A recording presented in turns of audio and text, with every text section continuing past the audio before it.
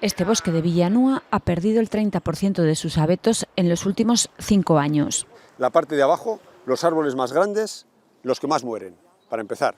Las altas temperaturas y la escasez de precipitaciones en verano que trae el cambio climático provoca que las hojas de estos árboles se sequen de manera progresiva. O hay otros casos, otras situaciones donde se produce una muerte súbita, donde el árbol directamente colapsa en pocos meses.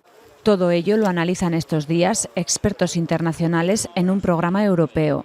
Los investigadores han detectado que en esta zona occidental de los Pirineos las precipitaciones en verano son más escasas que en otros valles aragoneses como el de Benasque o Pineta, lo que provoca que este abetal de Villanúa cada vez crezca menos. Todos esos eventos de olas de calor y sequías que hemos tenido en el principio de este nuevo siglo pues están afectando negativamente a su crecimiento y cada vez vemos más mortalidad y más pérdida de vigor en el crecimiento.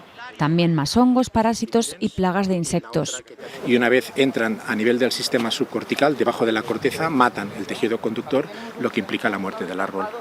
Un proyecto que quiere adaptar nuestros bosques para combatir los problemas medioambientales.